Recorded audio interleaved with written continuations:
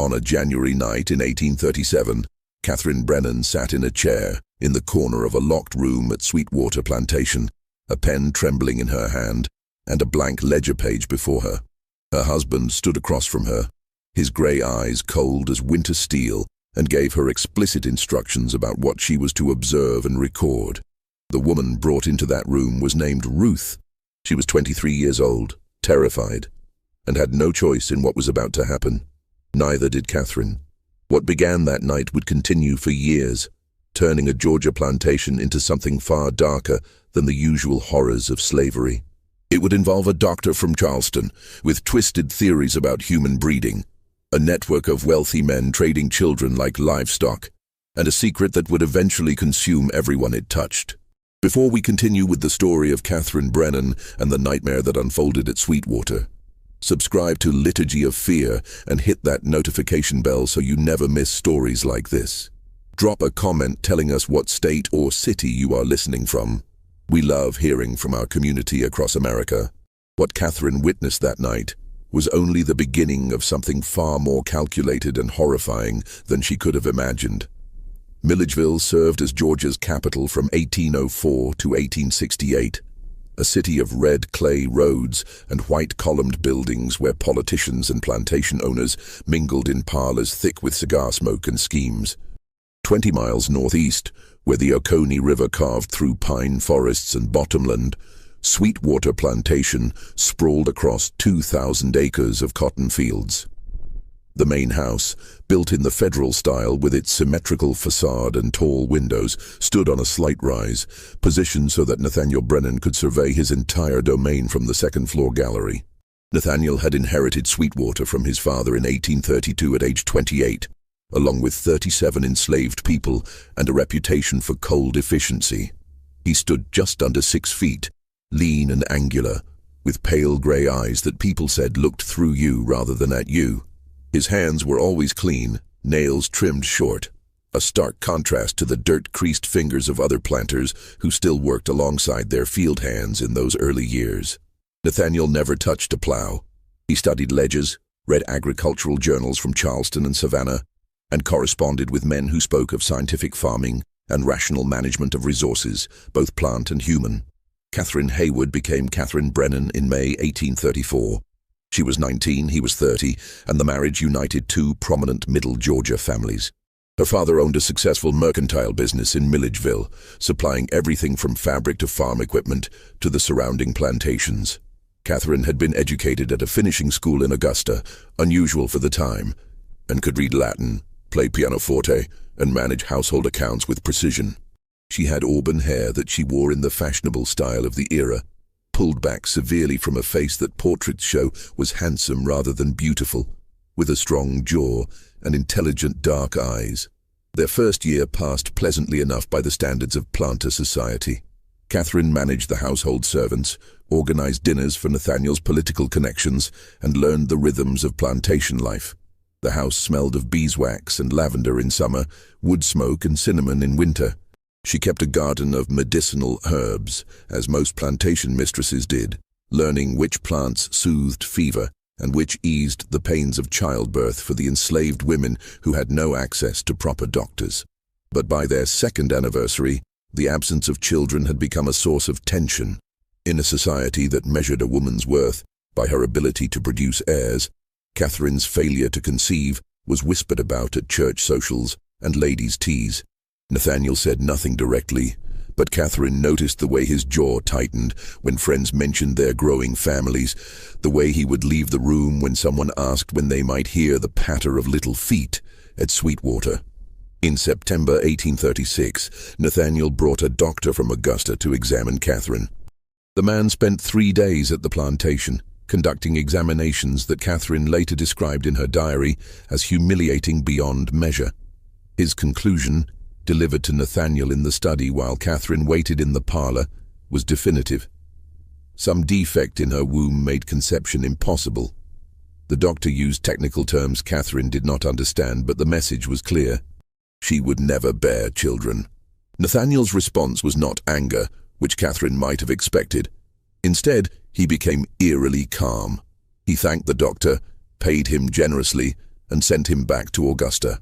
That night at dinner, he told Catherine that he had been doing a great deal of reading.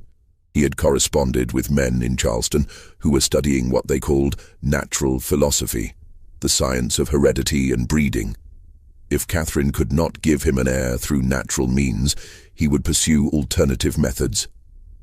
Methods that were, he assured her, perfectly legal under Georgia law and widely practiced, if not widely discussed, throughout the South. Catherine understood immediately what he meant. The practice was indeed common, though rarely acknowledged openly.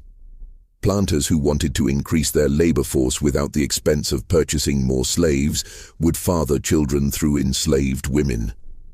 These children, inheriting their mother's status regardless of their father's race, would themselves become property.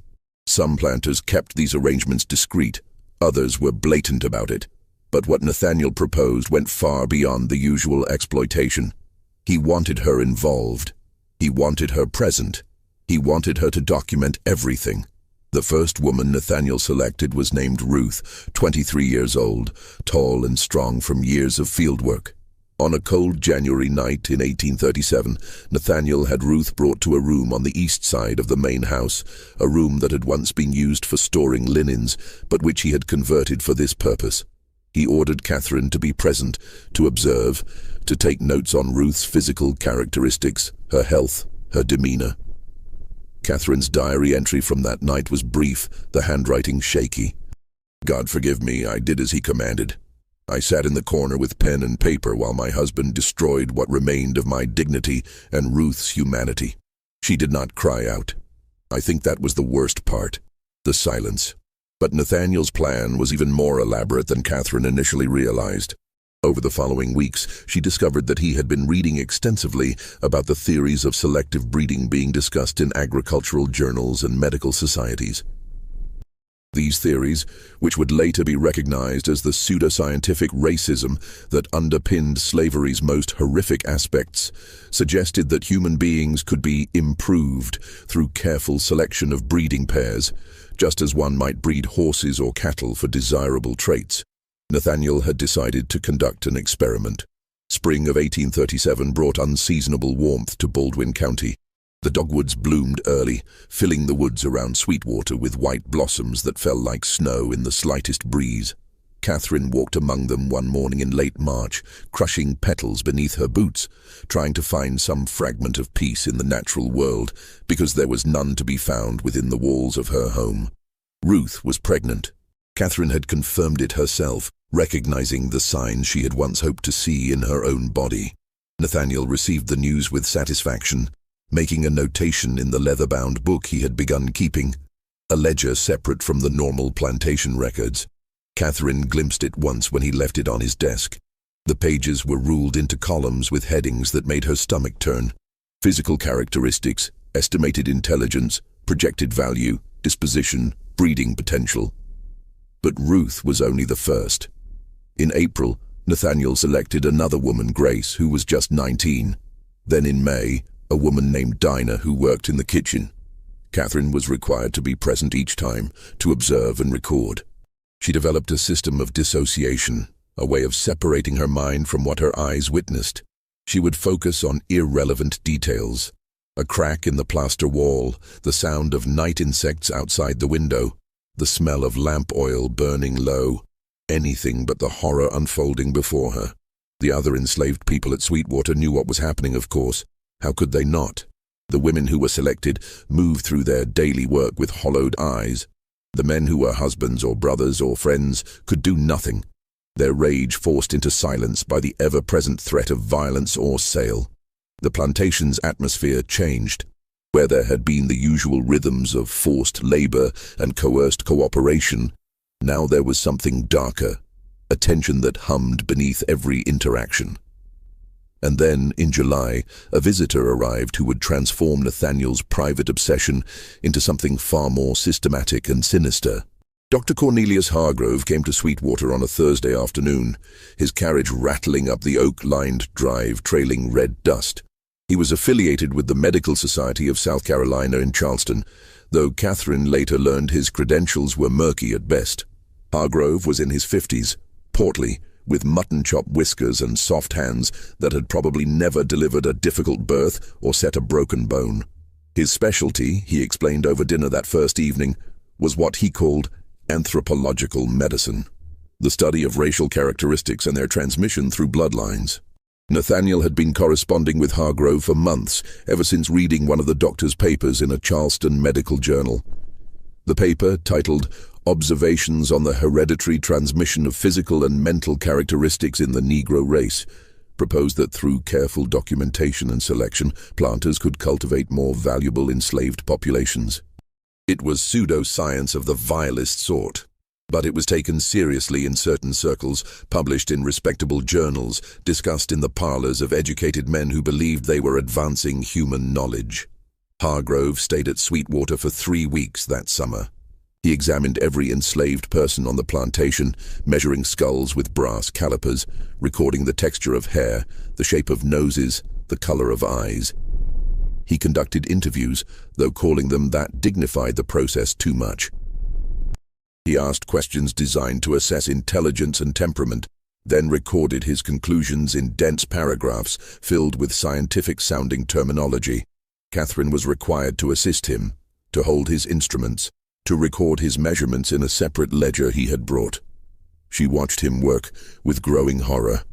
He showed particular interest in the children already born at Sweetwater, measuring them with the same cold precision, making predictions about their future value and utility. He discussed them as if they were a crop to be cultivated, variables in an experiment to be optimized. In the evenings, Hargrove and Nathaniel would sit in the study, door closed, voices low. Catherine learned to listen at the door, though what she heard made her wish for ignorance. They were planning something larger than Nathaniel's initial project. Hargrove knew other planters, he said, men of vision who understood that the future of Southern prosperity lay in scientific management of their human property. A network could be established. Information could be shared. Children with desirable characteristics could be traded or sold to continue breeding lines. It was Ruth who first told Catherine about the other thing that was happening, the thing that would prove even more disturbing than the breeding program itself. Ruth came to Catherine one morning in late August when Nathaniel and Hargrove had ridden into Milledgeville for the day. Ruth was 4 months pregnant, her condition beginning to show beneath her loose work dress. She stood in the doorway of Catherine's morning room, twisting her hands, clearly terrified but driven by something stronger than fear. "Mrs." Ruth said, her voice barely above a whisper. "I need to tell you something. About the babies, the ones that have been born here before you came." Catherine's breath caught. She had assumed, though never asked directly, that there had been other children fathered by Nathaniel or his father in previous years. It was too common to even remark upon. But the way Ruth said it, the fear in her eyes, suggested something more. "Tell me," Catherine said. "Master Brennan, he been selecting certain babies," Ruth continued. "The ones with lighter skin, or different eyes, or other things Dr. Hargrove looking for. After they born, after their mamas recover, men come in wagons at night, take the babies away, tell the mamas they being sold, but they don't never say where. And Mrs., we ask other folks at neighboring plantations when we allowed to visit, and none of them ever see these babies. They just gone." The room tilted. Catherine gripped the arm of her chair. "How many?" she managed to ask. "I don't know exact, Mrs. Maybe 20, 25 over the years. Started before the old Master Brennan died, but it gotten more since Dr. Hargrove started coming around." Catherine dismissed Ruth with a shaking hand and sat alone in her morning room as sunlight crept across the floor. She thought of the ledger Nathaniel kept, the one with columns for projected value. She thought of Hargrove's network of planters, his talk of optimizing bloodlines, and she understood with sudden, sickening clarity that what was happening at Sweetwater was not just about producing more enslaved workers for profit. It was something else entirely, something that treated human children as experimental subjects, as merchandise to be distributed according to some grand design that existed only in the twisted logic of men who believed science sanctified their atrocities. That night, when Nathaniel returned from Milledgeville, Catherine confronted him. It was the only time in their marriage she directly challenged him. She asked about the children, about where they went, about what he and Hargrove were really doing. Nathaniel looked at her for a long moment, his grey eyes cold in the lamplight. Then he backhanded her across the face hard enough to split her lip. She fell against the settee, tasting blood, hearing him say in that calm, reasonable voice he always used, "You will never question me again, Catherine. You are part of this now. Your observations, your records, they are essential to the work. You are complicit. If you speak of this to anyone, if you try to interfere, I will have you committed to the Georgia Lunatic Asylum in Milledgeville. I have already spoken to a judge who is a friend of mine. One word from me, and you will spend the rest of your life in chains, being treated as the mad woman you are threatening to become." Catherine wiped the blood from her mouth and said nothing. But something changed in her that night. Some final thread of submission snapped. If she was complicit, if she could not escape or expose this without destroying herself, then she would find another way. She would become something other than a victim. She would become an instrument of justice, slow and careful and deadly. The late summer of 1837 brought storms that hammered the Georgia Piedmont with rain and lightning. Cotton crops rotted in the fields throughout Baldwin County. Planters gathered at the courthouse in Milledgeville, their voices tight with worry about markets and yields and the labor required to salvage what they could. Nathaniel attended these meetings, playing the part of concerned neighbor, while privately his attention remained fixed on his experiment, which weather could not interrupt. Grace gave birth in September to a boy with unusually light skin and eyes that would eventually settle into a gray-green shade.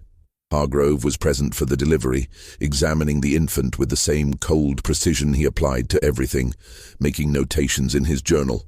Nathaniel was pleased. This child, he told Catherine, showed exactly the characteristics they were cultivating. Within a week, men came at night as Ruth had described.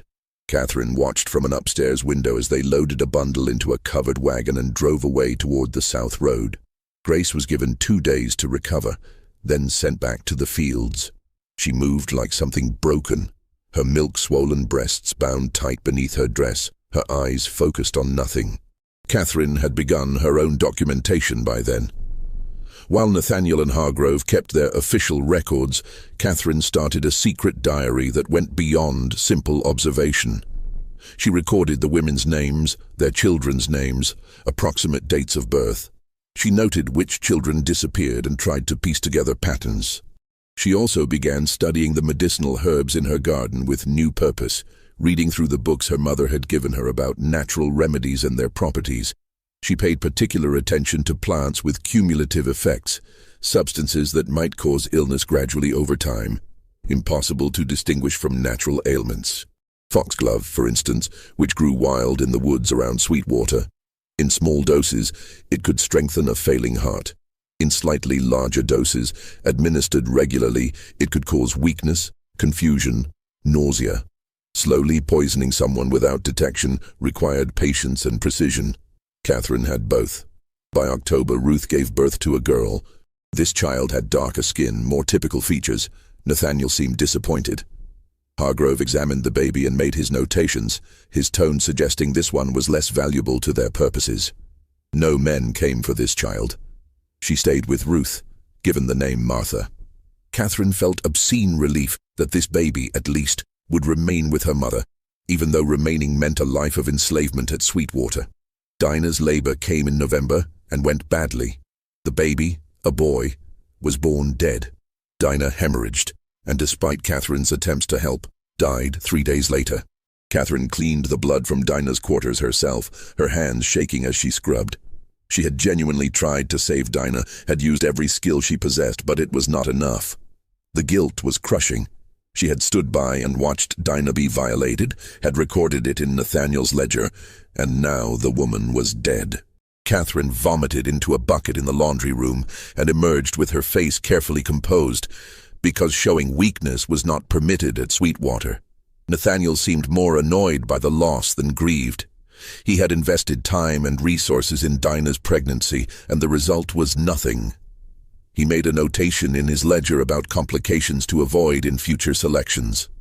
Hargrove suggested examining Dinah's body to determine the cause of failure. But Nathaniel overruled him. The enslaved community needed to see at least the pretense of respect for their dead, he said, or there would be problems with morale and efficiency. They buried Dinah in the small cemetery behind the quarters, a plot marked with wooden crosses and rough stones.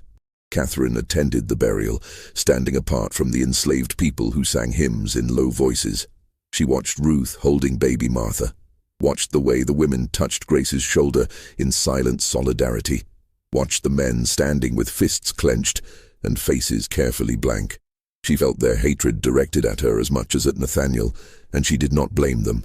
She was complicit. She had done nothing to stop any of this, but she was preparing. Each week she collected small amounts of foxglove leaves, drying them carefully, grinding them to powder. She added them in tiny quantities to Nathaniel's evening whiskey, not enough to make him obviously sick, just enough to make him feel poorly, to gradually weaken him. She told herself it was justice. She told herself she was doing what had to be done. The truth was more complicated. She was becoming something she did not recognize, driven by rage and guilt and a desperate need to strike back at the man who had turned her into a witness to atrocities. Winter came early that year. By December, frost killed the last of the garden plants.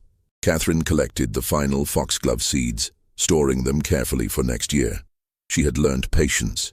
Revenge, she understood now, was not a sudden act, but a long campaign. She could wait. She had nothing but time and hatred to sustain her. Hargrove returned to Sweetwater for the Christmas season, bringing with him documents that he and Nathaniel studied in the locked study. Catherine did not know what those papers contained, but she knew they related to the network Hargrove had mentioned. Connections with other plantations, other men conducting similar experiments. She imagined a web spreading across the South, children being moved like chess pieces, all in service of some grand theory about racial purity and scientific progress that was really just cruelty dressed in academic language. On Christmas Eve, the enslaved people were given a holiday as was customary. They gathered in the quarters for their own celebration, such as it could be under the circumstances. Catherine watched from the house as they sang and tried to find moments of joy despite everything. Ruth held Martha close, swaying to the music. Grace stood alone at the edge of the group, staring at nothing. Catherine turned away from the window and poured herself a glass of wine, her hands steady now. She had moved past horror into something colder and more determined. The new year of 1838 arrived with freezing rain that turned the roads to mud and kept everyone confined. Nathaniel and Hargrove spent long hours planning the expansion of their project. Catherine spent her time documenting everything, building her secret record, and adding tiny amounts of poison to her husband's drinks. The foxglove was working, but slowly. Nathaniel had begun complaining of fatigue, occasional nausea, a general malaise he attributed to the winter weather. No doctor was called. Why would he call a doctor for something so minor? Catherine smiled at him over the breakfast table and asked if he wanted more coffee. He did. She poured it carefully, her hands perfectly steady, and watched him drink it down. What do you think Catherine should do? Could you maintain the same composure in her situation? Let us know in the comments, and if this story is pulling you in, hit that like button and share this with someone who appreciates dark historical tales. Let's continue discovering what happened at Sweetwater Plantation. March of 1838 brought false spring to Middle Georgia. Warm days that coaxed early buds from the fruit trees before late frosts killed them. Nathaniel's health continued its gradual decline. He moved more slowly now, complained of weakness in his limbs, difficulty concentrating. Catherine suggested he see a doctor in Milledgeville, but he refused, insisting it was merely the lingering effects of winter. His pride would not allow him to admit vulnerability, Hargrove noticed during his April visit. The doctor examined Nathaniel in the study, Catherine not present for once, and emerged looking concerned. He recommended reduced physical activity, better nutrition, perhaps a tonic. He wrote out a prescription for a compound that could be obtained from an apothecary in town. Catherine collected the prescription and filled it, but she also began reducing the foxglove doses. She did not want Nathaniel dead yet. She wanted him weak, dependent, unable to continue his breeding program with the same vigor. She wanted him to suffer as she had suffered, to lose control of his body as he had taken control of others' bodies. but her plans were complicated by a new development. Two women were pregnant again, Ruth for a second time, and a woman named Pearl who worked in the main house as a chambermaid. Pearl was 26, educated by previous owners who had taught her to read before economic troubles forced them to sell her south. She was intelligent, observant, and Catherine had noticed the way Pearl watched everything, filing away information as if she too were keeping records. Catherine began to feel a strange kinship with Pearl, though they could never acknowledge it openly. Both were trapped in Sweetwater's nightmare. Both were documenting it in their own ways. Both were waiting for something to change. When they passed in hallways, Pearl's eyes would meet Catherine's for just a moment, a communication without words. They understood each other. It was Pearl who finally told Catherine about Samuel. One morning in late April, when Nathaniel and Hargrove had ridden into Milledgeville for a meeting with other planters, Catherine found Pearl alone in the laundry room, washing linens in water gone grey with soap. Catherine sent the other workers away on pretended errands, waiting until she and Pearl were alone before speaking. "I know you have been watching," Catherine said quietly. "I know you see everything that happens here just as I do, and I know you understand what my husband is doing." Pearl's hands stilled in the wash water. She looked at Catherine with those intelligent eyes, assessing, calculating risk. After a long moment, she said carefully, "What is it you want to know, Mrs.? Everything you think I should know. Everything that might help me stop this." Pearl glanced toward the door, ensuring they were truly alone. Then she spoke in a low voice, her words precise despite the danger of what she was revealing. "There is something Master Brennan has kept hidden from you. A boy. His name is Samuel. He was born 8 years ago before you came to Sweetwater. His mama was a woman named Judith who worked in the house. Master Brennan kept Samuel because he was the first one born looking almost white, with gray eyes and light hair like his own. Judith got sold away to Alabama when Samuel was weaned, and the boy has been living in a cabin apart from the rest of us ever since." Catherine felt ice spreading through her chest. "Why have I never seen this child? Master Brennan keeps him separate. He has been teaching Samuel things, reading, writing, arithmetic, history, things he does not allow the rest of us to learn. I have heard him and Dr. Hargrove talking about the boy. They say Samuel is proof that their breeding theories work. And Mrs. Pearl's voice dropped even lower. They are planning to use him. When he gets older, when he reaches manhood, they plan to have him father children himself. They want to create a whole line of people who look white but are still property under the law. People they can sell for fortunes to buyers who want servants that can pass in white society." The horror of it struck Catherine like a physical blow. Nathaniel had fathered a son and was grooming that child to continue the cycle of exploitation, to become another instrument of the same violation that had brought him into existence. It was a legacy of trauma designed to perpetuate itself across generations. "Where is this boy kept?" Catherine asked. "In a cabin on the east side of the property, past the barn. Master Brennan visits him most afternoons for lessons. But Mrs., you should know, Samuel is smart, real smart. He understands what he is, what Master Brennan plans for him. I have seen the look in that boy's eyes. He is angry, and he is waiting for something. I do not know what, but he is not the obedient tool Master Brennan thinks he has created." Catherine left the laundry room with Pearl's words echoing in her mind. Samuel, a son Nathaniel had kept, trained, shaped for some darker purpose. She needed to see this boy, to understand what 8 years under Nathaniel's instruction had created. That evening at dinner, Catherine took a calculated risk. She mentioned casually that she had heard there was a child at Sweetwater receiving an education. How unusual that seemed. Nathaniel's fork paused halfway to his mouth, his gray eyes fixing on her with sudden sharpness. "Where did you hear that?" His voice was controlled, but she heard the warning beneath it. "Servants talk," Catherine said with practiced indifference. "I pay attention to my household." Nathaniel set down his fork with deliberate care. "Samuel is part of the project, an experiment in potential. He demonstrates what careful selection and proper training can produce. I would like to meet him." "No." Catherine met his gaze steadily. "I have been present for every other aspect of this work. I have documented births, recorded characteristics, witnessed things that will haunt me until I die.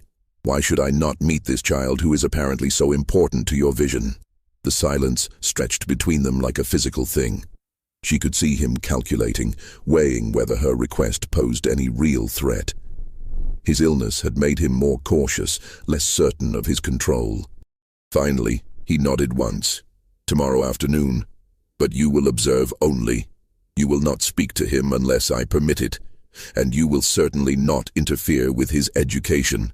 The next day dragged with anticipation that bordered on dread.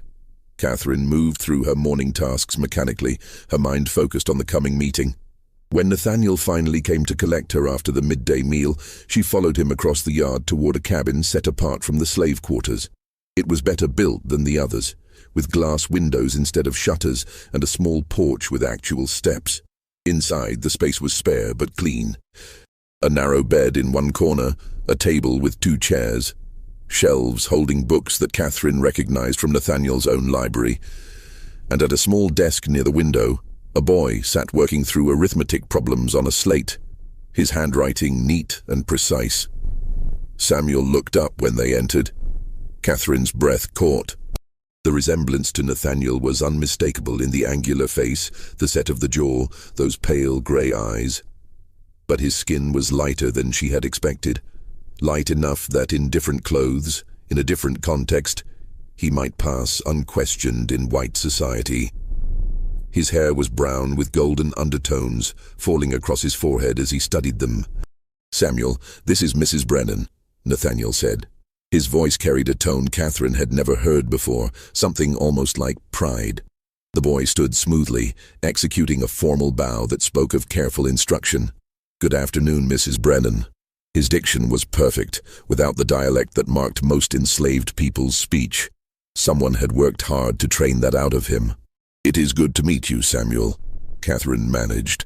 She wanted to say more, wanted to ask him questions, wanted to understand what this child thought and felt behind that carefully neutral expression. But Nathaniel was watching her closely. For the next half hour, Nathaniel demonstrated Samuel's abilities like a man showing off a prized horse. The boy read passages from books well beyond what most 8-year-olds could manage. He worked through mathematical problems with ease. He answered questions about history and geography with accuracy that suggested hours of study. And through it all, his face remained a mask, revealing nothing. When they finally left, walking back toward the main house, Nathaniel spoke with barely contained satisfaction. "You see, he is proof that the theories are sound. With proper breeding and education, exceptional results are possible. In another 10 years, when he reaches maturity, he will be ready for the next phase." "What next phase?" Catherine asked, though cold certainty was already forming in her gut. "He will father children of his own, of course. I have been corresponding with Calloway about potential matches. There are several plantations with girls from similar breeding programs. We will create pairings based on optimal characteristics. Samuel's children will represent the culmination of everything we have learned." Catherine stopped walking. "You are planning to use your own son as breeding stock." "He is not my son in any legal sense," Nathaniel said calmly. "He is property, exceptionally valuable property, but property nonetheless. And he will fulfill the purpose for which he was created. It is no different than using a prize bull to improve one's cattle. He is a child, a human child." Nathaniel's expression hardened. "He is a tool in a grand experiment. Do not allow yourself to become sentimental, Catherine. Sentiment has no place in scientific progress." That night, Catherine sat in her room with her hidden diary open before her, but found herself unable to write. The horror of what Nathaniel planned for Samuel seemed to dwarf even the other atrocities. This was not just exploitation or trafficking. This was the creation of a self-perpetuating system of abuse, designed to continue across generations. Samuel would be forced to inflict on others what had been inflicted upon his mother, creating children who would themselves be trapped in the same cycle. She had to find a way to stop it. But how? Nathaniel held all the power. The law was entirely on his side. Even if she somehow managed to help Samuel escape, where would he go? How would a light-skinned child of ambiguous status survive in a world that demanded clear categories? The answer, when it came to her, was both simple and terrible. She needed an ally with real power, someone whose moral authority carried weight, someone who could not be easily dismissed or threatened. She needed someone from outside the plantation system, someone with connections beyond Georgia. She needed a minister. The Reverend Thomas Gaines arrived in Milledgeville in early August, assigned to the Presbyterian Church by the Northern Synod. He was 35, unmarried, a graduate of Princeton Theological Seminary, with what the local congregation would soon learn were dangerously progressive views on slavery. Not abolitionist, exactly. He was too careful for that, but he preached about Christian duty, about treating all people as children of God, about the spiritual dangers of absolute power. Catherine attended his first sermon and sat in the Brennan family pew, listening as he spoke about the parable of the Good Samaritan, with emphasis that made several plantation owners shift uncomfortably. After the service, she approached him in the receiving line, introduced herself with perfect propriety, and mentioned that she would value his counsel on some difficult spiritual matters. Reverend Gaines had intelligent brown eyes that seemed to see more than people wanted to reveal. "I would be honored, Mrs. Brennan. Shall I call at Sweetwater?"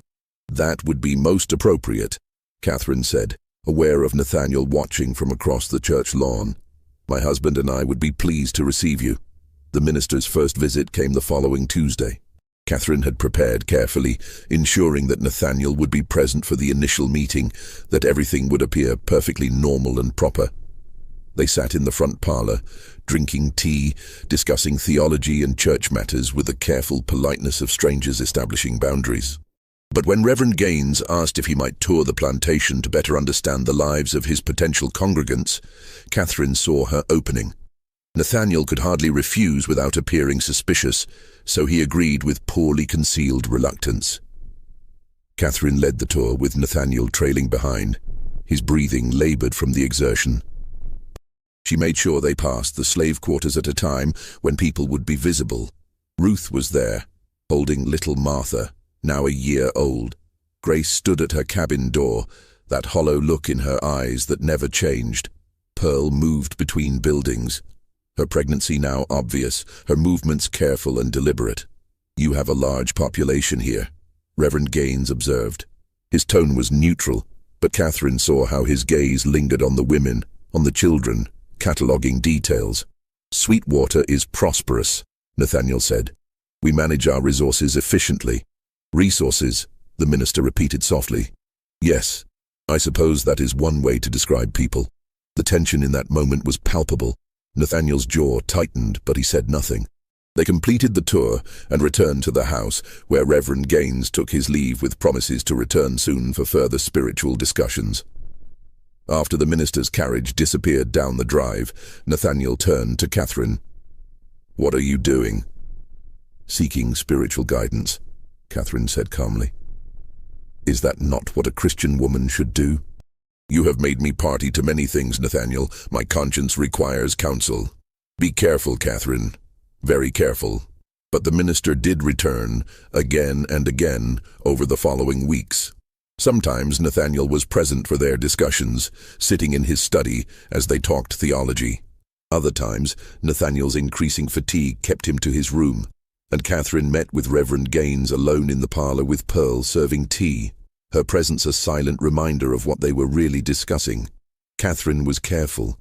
She never spoke directly about the breeding program, never made explicit accusations. Instead, she asked theoretical questions. What was a Christian's duty when witnessing sin? What should one do when complicit in evil but powerless to stop it? How did one balance obedience to earthly authority against obedience to divine law? Reverend Gaines was equally careful in his responses, but Catherine could see understanding dawning in his eyes. He began asking his own questions, gentle and indirect, about the children at Sweetwater, about their fathers, about what happened to babies born on the plantation. Catherine answered with vague gestures and meaningful silences, letting him piece together the truth. In mid-September, Pearl went into labor. It happened in the afternoon, sudden and hard. Catherine attended the birth as she always did now, her presence required by Nathaniel, even though he himself stayed away from the actual delivery. Pearl labored for 6 hours, her face slick with sweat, her hands gripping the bed frame until her knuckles went white. When the baby finally came, a girl with skin lighter than Pearl's but darker than Samuel's, Catherine wrapped the infant and placed her in her mother's arms. "Her name is Grace," Pearl said, her voice hoarse from screaming. After the first one who lost everything, Catherine looked at this woman who had helped her, who had shared information at great risk, who had just endured agony to bring forth a child she might not be allowed to keep. "I will not let them take her," Catherine said quietly. "I promise you, Pearl. Whatever it costs me, I will not let them take this baby." It was a rash promise, perhaps an impossible one, but she meant it. She had stood by too long, witnessed too much. If she could not save all the children who had already been stolen, she could at least fight for this one. That night, Nathaniel came to inspect Pearl's baby. He brought his ledger, making his usual notations about characteristics and potential value. Catherine watched him with barely concealed rage. When he finished and turned to leave, she followed him to his study. "This one stays," Catherine said. Nathaniel looked up from his desk. "That is not your decision. I am making it my decision. Pearl's baby will not be sold. She will remain here with her mother. And if I disagree, then I will go to Reverend Gaines and tell him everything. Every detail of your breeding program, every child sold through Calloway's network, every aspect of your grand experiment. I will give him documentation with names and dates. I will destroy you, Nathaniel." It was a dangerous gambit. Nathaniel could still have her committed, could still silence her through force or institutionalization. But his illness had weakened him, and they both knew it. More importantly, Reverend Gaines's presence in Milledgeville had changed the calculation. The minister had connections to the Northern Church, to people who might actually listen if accusations were made by a clergyman rather than a supposedly hysterical woman. Nathaniel studied her for a long moment. "You think you have power here? You think you can dictate terms to me in my own house? I think we both have something to lose," Catherine said. "And I think you are practical enough to recognize a stalemate when you see one. Pearl's baby stays. That is the price for my continued silence." "One child. That is all you ask?" Catherine hesitated, then pressed further. "And no more women selected for your program. What has been done is done, but no more. You ask me to abandon years of work. I ask you to stop committing evil in the name of science. If you refuse, I will ensure that everything you have built comes crashing down, even if it destroys me in the process." The standoff lasted for days. Nathaniel said neither yes nor no, simply withdrawing into cold silence. Catherine held firm, continuing her meetings with Reverend Gaines, continuing to document everything in her hidden diary. Pearl remained in her cabin with baby Grace, suspended in uncertainty, not knowing whether the child would be taken in the night as so many others had been. Then, one evening in late September, everything changed. Just when we thought Catherine had gained some small measure of control over the horrors at Sweetwater, new complications emerge that will test her resolve and her courage to their absolute limits. If this story is gripping you, share it with someone who appreciates complex historical mysteries, hit that like button, and subscribe so you never miss our investigations into America's hidden past. The darkest revelations are still ahead. Reverend Gaines arrived at Sweetwater unannounced on a Thursday morning, his face grave. Catherine received him in the front parlor, immediately sensing that something had shifted. The minister waited until Pearl had served coffee and departed before speaking. "I have been making inquiries," he said quietly, "about the matters we have discussed. I spoke with colleagues in Savannah and Charleston, with people who might know about certain networks operating between plantations." Catherine's pulse quickened. "And what did you learn?" "Enough to trouble me deeply.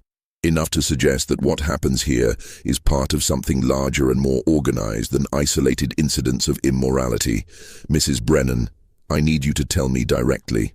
Are children being bred deliberately at Sweetwater and then sold into trafficking networks?" Catherine had spent weeks building up to this moment, preparing careful half-truths and implications.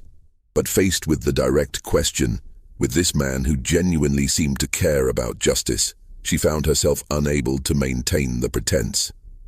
"Yes," she said simply. "My husband and a doctor from Charleston named Hargrove have been conducting what they call a breeding experiment. They select women, my husband fathers children, and those with certain characteristics are sold through a man named Edmund Calloway to buyers in the Caribbean and South America. I have been forced to witness and document everything. I have records, Reverend Gaines. Names, dates, physical descriptions, evidence of at least 40 children who have disappeared from this plantation over the past decade." The minister's face had gone pale. "God in heaven, and you have proof of this?" "I have documentation, but I have not yet determined what to do with it. If I go to local authorities, they will dismiss me as a hysterical woman, or my husband will have me committed to the lunatic asylum.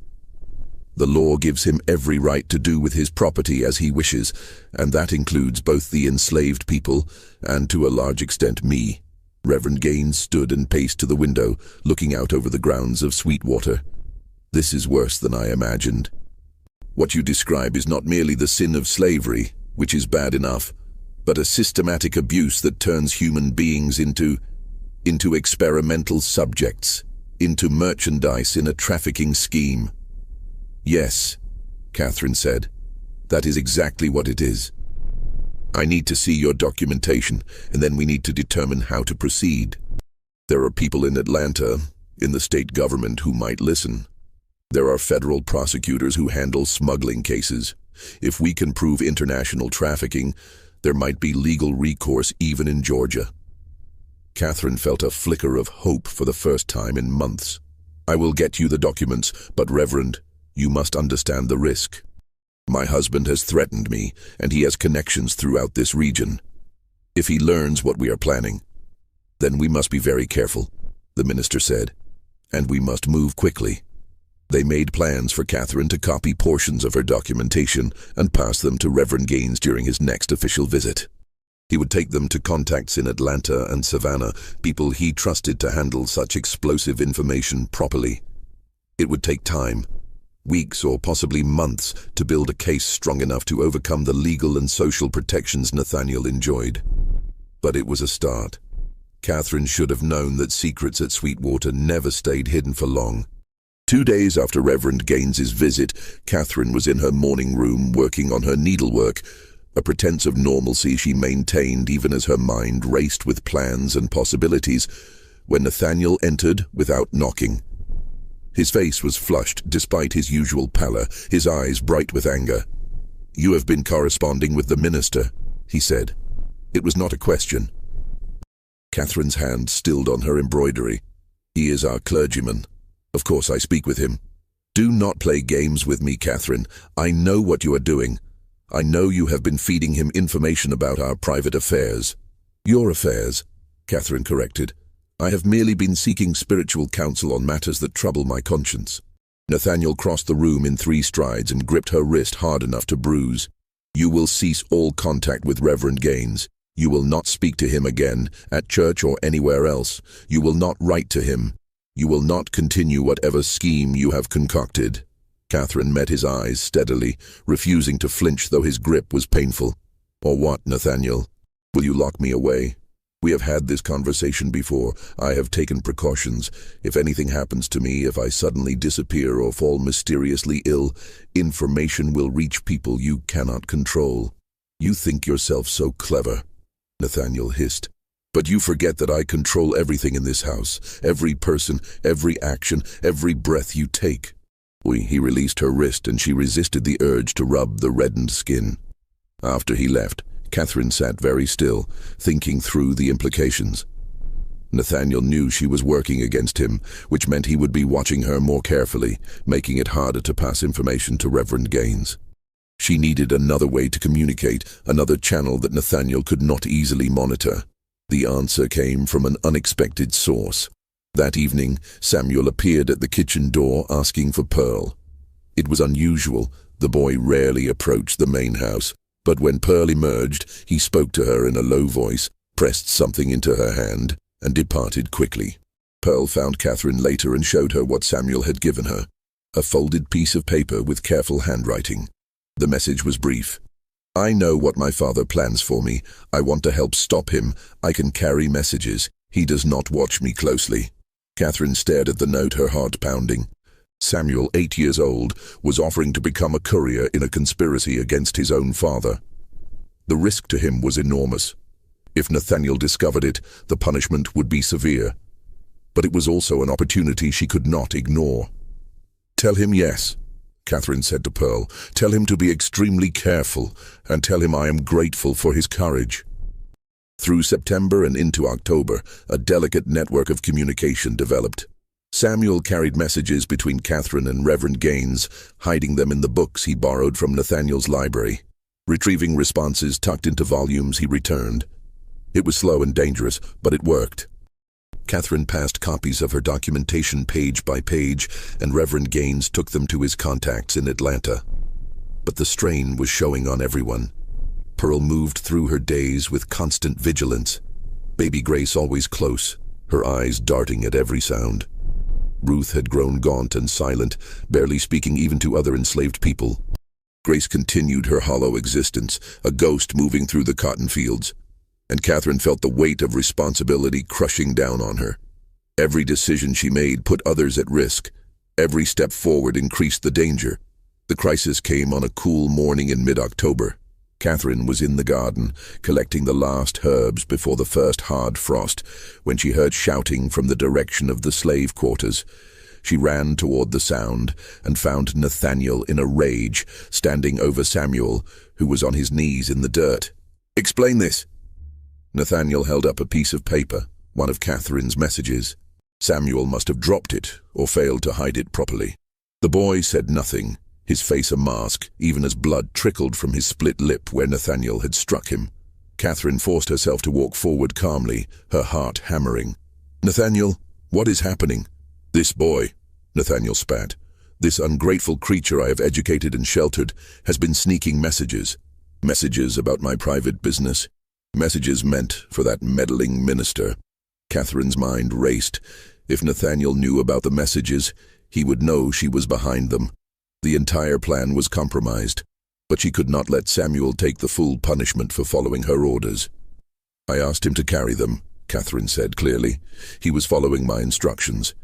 Nathaniel turned to her, his face purple with rage. "You admit it?" "I admit nothing except asking a child to perform a simple errand. If you have constructed some elaborate conspiracy in your mind, that is your concern, not mine. You have betrayed me. After everything, after all my warnings, you have conspired against me. I have sought spiritual counsel and shared my concerns with a minister of God.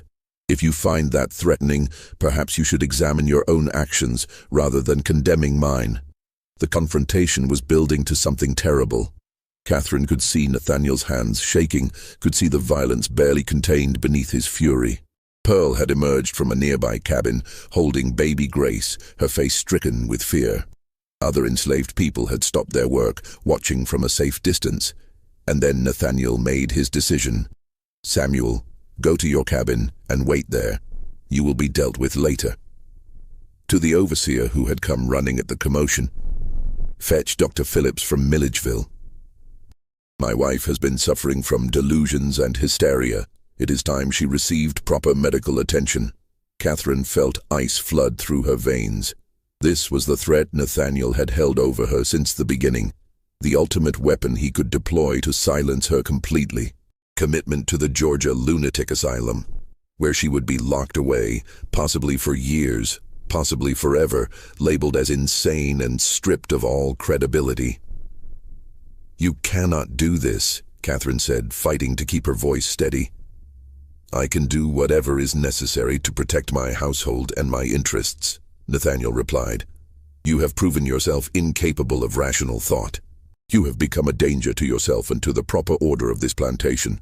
I'm acting out of concern for your welfare." The overseer had already departed toward the stable to saddle a horse. Within an hour, Dr. Phillips would be on his way from town. Catherine had perhaps 60 minutes to prevent the destruction of everything she had worked toward. She looked at Samuel still kneeling in the dirt, at Pearl holding baby Grace, at Ruth standing in her cabin doorway with Martha clinging to her skirts. At all the faces watching this confrontation, all the people whose lives would continue in suffering if she failed now. "I have documentation," Catherine said quietly, "of everything. Every woman you violated, every child born and stolen. Every transaction with Calloway, every conversation with Hargrove about your breeding experiments. I have names, dates, amounts paid.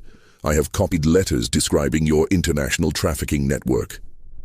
And I have given all of it to Reverend Gaines with explicit instructions to send copies to newspapers in Charleston, Savannah, and Atlanta, to the state attorney general, to federal marshals, and to church authorities throughout the South if anything happens to me." Nathaniel's face went from purple to pale. "You are lying." "Am I?" Catherine walked closer to him, lowering her voice so only he could hear. "You taught me to observe, to document, to plan with patience. Did you truly believe I was doing that only for your benefit? I have been building a case against you for over a year. Every time you forced me to witness your crimes, I was recording them. Every conversation you had with Hargrove and Calloway that you thought I was not paying attention to, I was memorizing. Every child that disappeared in the night, I noted the date and description." "No one would believe you," Nathaniel said, but his voice had lost its certainty. "Perhaps not if I were alone, but Reverend Gaines believes me. And he has connections to people in Atlanta, in the federal government, in newspapers that are not controlled by plantation interests. Even in the South, Nathaniel, there are limits to what people will tolerate. Slavery is one thing. It is legal, sanctioned, woven into our economy. But international child trafficking, organized breeding programs documented like livestock experiments, that is something else entirely. That is scandalous enough to bring scrutiny even here." Pearl stepped forward, still holding baby Grace. "Mrs. Catherine is not the only one with records," she said clearly. "I have been writing too. So has Samuel. So have others. We may be enslaved, but we can read and write, and we have been documenting everything. You think we are property that cannot testify, but written records are different. And if something happens to Mrs. Catherine, if she disappears into that asylum, we will make sure those records reach people who will publish them." It was a tremendous risk for Pearl to speak so directly, but Catherine understood the strategy.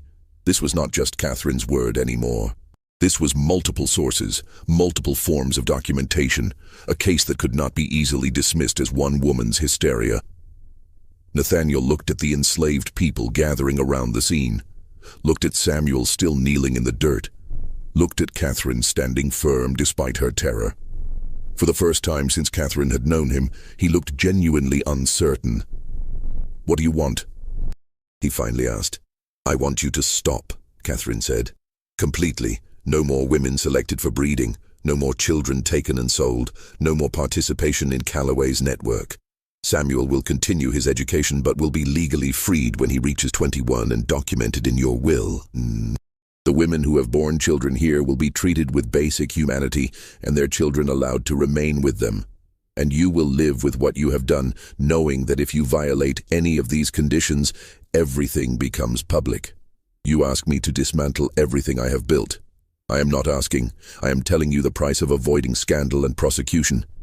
You can accept these terms, or you can try to have me committed and discover whether my documentation reaches authorities before you can silence me.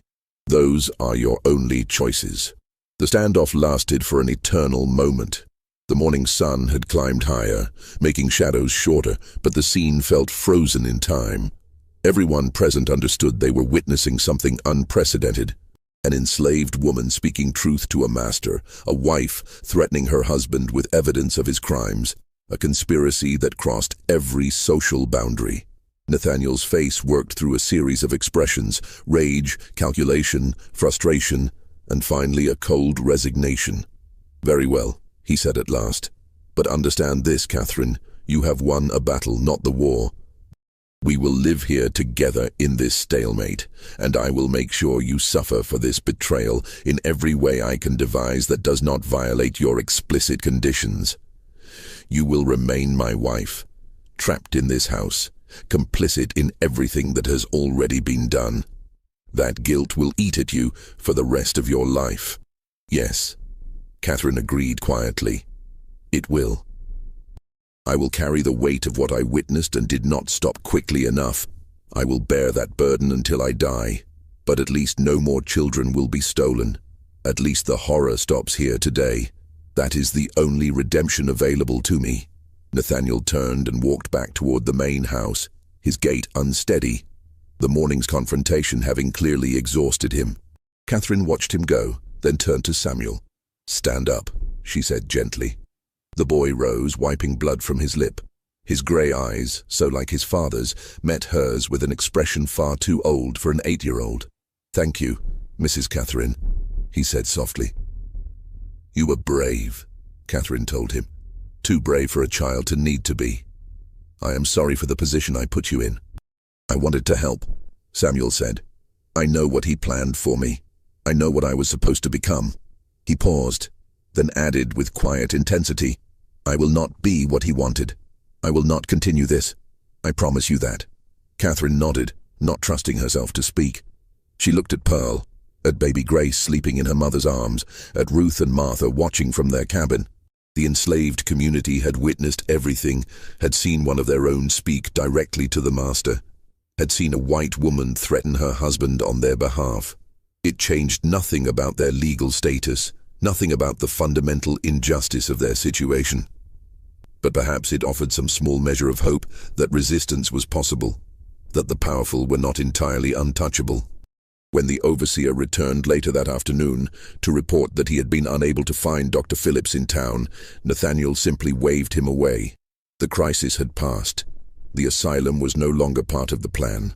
What remained was exactly what Catherine had described: a stalemate, a cold war within the walls of Sweetwater Plantation, two people bound together by shared crimes and mutual hatred, living out their days in a hell of their own creation.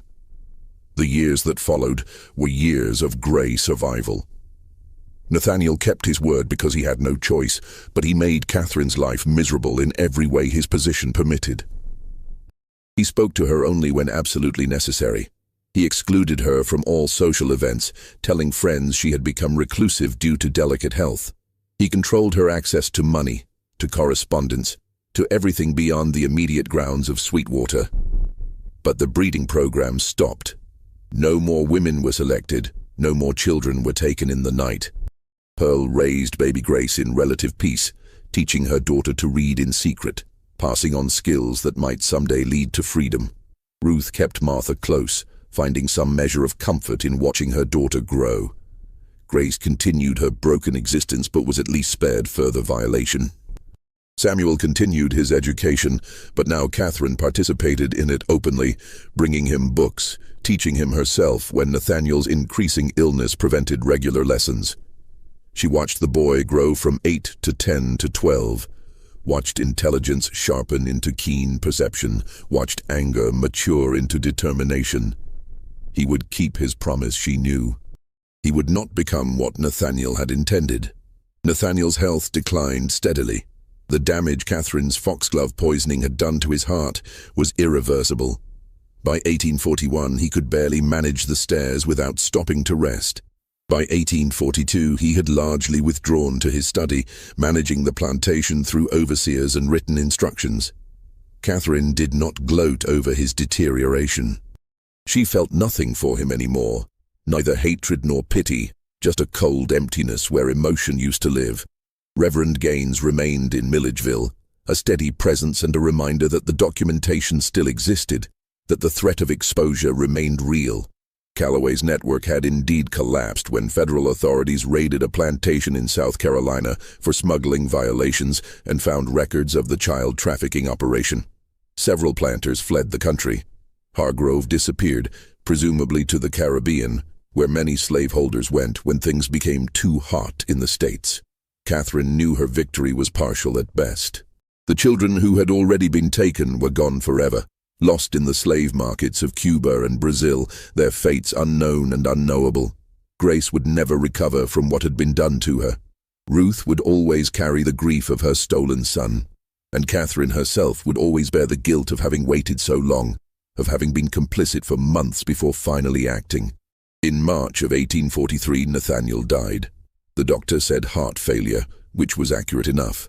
He was 39 years old. They buried him in the family cemetery with minimal ceremony. Catherine stood at the grave in her black mourning dress and felt nothing except relief that it was over. His will, written in the final year of his life, left Sweetwater to Catherine with specific provisions about Samuel's education and eventual manumission at age 21. It was perhaps the only decent thing Nathaniel had ever done, acknowledging this son in the only way the law permitted, ensuring he would eventually gain freedom. Catherine suspected it was motivated less by love than by a desire to prove his theory had merit, that Samuel could succeed as a free man and thus validate the entire experiment. But the motivation did not matter. The result was what counted.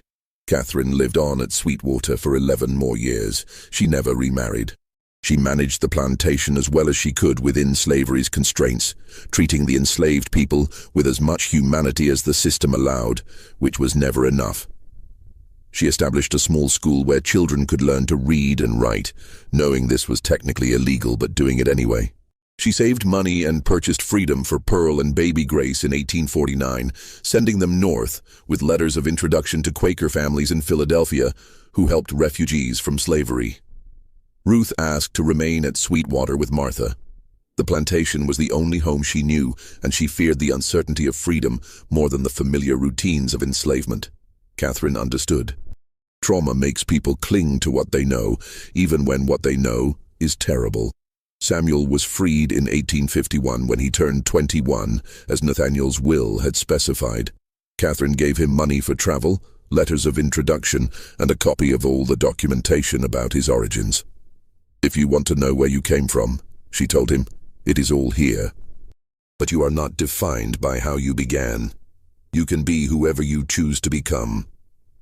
Samuel took the papers, thanked her, and left Sweetwater. He traveled north to Philadelphia, found work as a clerk, married a free black woman, and built a life under an assumed name. He never returned to Georgia. His children would grow up knowing they were descended from enslaved people, but not knowing the specific horror of their grandfather's breeding program. That knowledge died with Samuel in 1897, though researchers would eventually piece it together from the documents Catherine preserved. Catherine herself grew increasingly frail as the 1850s progressed. The years of stress, guilt, and constant vigilance had taken their toll. She developed a persistent cough that no amount of herbal remedies could cure. By the spring of 1854, she knew she was dying. Consumption, the doctor said, though Catherine suspected it was something else, some deeper exhaustion of the spirit that manifested in the body. In her final weeks, she spent hours with her hidden diary, adding final entries and organizing all the documentation she had accumulated. She wrote detailed instructions for her lawyer about how the papers should be sealed and preserved, stipulating they should not be opened for 100 years. She wanted the truth to be known eventually, but not so soon that it would destroy the lives of those still living who had been victims of Sweetwater's horrors. Ruth came to visit her in those last days, bringing Martha, now a young woman of 16. They sat beside Catherine's bed in comfortable silence, these three women who had been bound together by shared trauma, each carrying their portion of grief. "Did we do enough?" Catherine asked Ruth. "Did stopping it when we did matter? Or was it too little too late?" Ruth considered the question carefully before answering. "You can't give back what was taken, Mrs. Catherine. My son is gone. Grace's boy is gone. All those babies disappeared into places we will never know. That cannot be undone." She paused, looking at Martha sitting quiet beside her. "But my daughter is here. Pearl's daughter is free in Philadelphia. Samuel has a chance at a life. That is something. It is not redemption maybe, but it is something." "I should have acted sooner," Catherine whispered. "The moment I understood what Nathaniel was doing, I should have found a way to stop him." "Maybe," Ruth said. "Or maybe you would have died or been locked away, and it would have continued anyway. We cannot know what would have happened in a different world. We only know what happened in this one." She reached out and took Catherine's hand, a gesture that would have been unthinkable under different circumstances. "You did what you could when you could do it. That is all any of us can do." Catherine died on May 3, 1854, at the age of 42. She was buried beside Nathaniel in the family cemetery, an irony that would not have escaped her. Her will divided Sweetwater's land among the enslaved people who remained there, freeing all of them and giving them ownership of small parcels. It was challenged in court by distant Brennan relatives, and most of the formerly enslaved people eventually sold their portions because they lacked the capital to work the land and faced constant harassment from neighboring white landowners. But for a brief moment, the vision of justice Catherine had fought for was partially realized. The documentation she preserved, Nathaniel's ledgers, her hidden diary, the letters and records of Calloway's network, was sealed by her lawyer and placed in storage in the Baldwin County Courthouse. A note on the outside of the box read, "Not to be opened until 1954. County clerks transferred it from storage room to storage room over the decades, its contents forgotten by everyone except a few archivists who maintained the courthouse records. The main house at Sweetwater burned in 1867, 2 years after the Civil War ended. Whether it was accident, arson by former enslaved people, or deliberate destruction by Catherine's heirs who could not bear what the place represented, no one recorded. The slave quarters were gradually dismantled, their lumber used for other buildings. The land was subdivided and sold to small farmers. The cemetery was neglected, overgrown with brambles and kudzu. By the early 20th century, few people in Baldwin County remembered that Sweetwater Plantation had ever existed. It became one of thousands of forgotten places where slavery's horrors had unfolded, its specific crimes lost to time and deliberate forgetting. Until 1954. A historian from the University of Georgia named Margaret Fletcher was researching antebellum plantation records for her dissertation. She was in the Baldwin County Courthouse, going through old property records, when she found the sealed box with its century-old instruction. Curious, she brought it to the county clerk's attention. After confirming that the 100-year seal period had passed, they opened it. What they found shocked even researchers accustomed to slavery's documentation. Catherine's diary was the most damaging, written in increasingly erratic handwriting but with precise details about dates, names, and transactions. Nathaniel's ledgers provided cold scientific notation of his breeding program. Letters between Hargrove, Calloway, and Nathaniel laid out the full scope of the trafficking network. And Pearl's hidden records, written in tiny script on whatever scraps of paper she could find, provided the enslaved people's perspective on what they had endured. Dr. Fletcher initially did not want to publish what she had found. The material was too disturbing, too inflammatory. But her advisors convinced her that this was exactly the kind of primary source documentation that needed to be preserved and studied, no matter how painful. Her dissertation, completed in 1956, included extensive excerpts from the Sweetwater documents. It was published by a university press in 1958 under the title Sweetwater, a case study in scientific racism and domestic trafficking in antebellum Georgia. The book caused controversy. Some historians praised it for its unflinching examination of slavery's pseudo-scientific justifications. Others criticized it as sensationalistic or accused Fletcher of focusing on extreme cases that were not representative of typical plantation management. Descendants of the Brennan family tried unsuccessfully to suppress publication, arguing it defamed their ancestors. But the documentation was real. The crimes had happened. And slowly, over the following decades, other researchers began finding similar evidence at other plantations, proof that what happened at Sweetwater was not unique, but part of a broader pattern of systematic exploitation masked by the language of science and progress. Samuel's descendants learned about their family's origins when Fletcher's book was published. His grandson, Robert Cunningham, Samuel had taken his wife's maiden name when they married, was a physician in Philadelphia. He read the book and finally understood why his grandfather had never spoken about his childhood, why he had seemed to carry such profound sadness beneath his successful life. Robert wrote to Fletcher, thanking her for preserving the truth even though it was painful, and he provided family records that helped researchers trace what had happened to Samuel after he left Georgia. Pearl's granddaughter, a teacher in Boston, also contacted Fletcher after reading the book. She shared stories that Pearl had told her family about Sweetwater, about Catherine, about the resistance that happened in whispers and coded messages. These oral histories, combined with the written documentation, created a fuller picture of how enslaved people survived and resisted even in the most horrific circumstances. Ruth's descendants were harder to trace. Martha had remained in Georgia, married, and had children, but the family had scattered during the early 20th century's Great Migration north. Some researchers believe they located Martha's great-granddaughter in Detroit in the 1970s, but the connection was never definitively proven. Grace, the woman whose suffering had been so visible to Catherine, left no descendants. She died of pneumonia in 1862, still enslaved, still carrying the trauma of what had been done to her. Her name appears in Catherine's diary 47 times, always with notations about her condition, her silence, her hollowed-out existence. She represents the countless victims whose stories were not preserved, whose suffering left no mark except in the memories of those who witnessed it. The story of Sweetwater forces us to confront uncomfortable truths about American history. It shows how evil can be rationalized through the language of science and progress.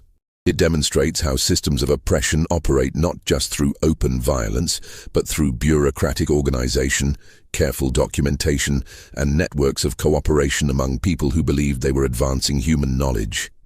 It reveals the limited options available even to privileged women when they found themselves complicit in atrocities they had no legal power to stop. Catherine Brennan was not a hero in any simple sense. She waited too long. She was complicit in suffering she documented, but did not immediately resist. She benefited from the same slave system that enabled Nathaniel's crimes. Her eventual resistance came only after she had witnessed unspeakable horrors and failed to prevent them. But she also preserved evidence that would otherwise have been destroyed. She risked her freedom and possibly her life to stop what she could stop. She used what limited power she possessed to save at least some children from trafficking. And she ensured that the truth would eventually be known, even if it took a century for that knowledge to emerge. The land where Sweetwater stood is now divided among several small farms and a section of Oconee National Forest. Hikers occasionally stumble across the old cemetery, though the markers are mostly illegible now, covered in lichen and cracked by a century and a half of weather. The stone foundation of the main house is still visible if you know where to look, slowly being consumed by kudzu and Virginia creeper. There is no historical marker noting what happened here. No memorial to the women who were violated, the children who were stolen, the lives destroyed by Nathaniel's experiments and Catherine's delayed intervention. The place itself has been forgotten by everyone except a handful of specialists who study the darkest corners of slavery's history. But the documents remain, carefully preserved now in the University of Georgia's Special Collections Library. Researchers still come to study them, still grapple with what they reveal about the capacity for human cruelty and the complicity of those who witness evil but fail to stop it immediately. Students read excerpts in history classes, confronting the reality that the past was worse than they imagined, that the crimes of slavery extended far beyond what textbooks typically acknowledge. And Samuel's story, Pearl's story, Ruth's story, and Catherine's story continue to be told, imperfect and disturbing as they are, because forgetting would be worse than remembering. The truth, no matter how painful, serves as a warning about what happens when power is unchecked, when human beings are treated as property, when science is perverted to justify atrocity. This is the story of Sweetwater Plantation. Not a ghost story or a tale of supernatural horror, but something far more terrifying. A true account of what human beings are capable of doing to one another when law and custom permit it, when economic incentives reward it, when pseudoscience rationalizes it. The real horror is not that such things happened in some distant, unimaginable past. The real horror is that they happened within the lifetimes of people whose grandchildren are still alive today. The real horror is how easy it is to forget, to minimize, to look away from evidence that makes us uncomfortable. What do you think of this story? Could Catherine have done more? Should we judge historical figures by the standards of their time or by universal moral principles? How do we reckon with the fact that many people benefited from systems they knew were wrong but felt powerless to change? These are questions without easy answers, but they are questions we must continue to ask. If this investigation into America's hidden history affected you, subscribe to Liturgy of Fear and hit that notification bell so you never miss our deep dives into the past's darkest corners.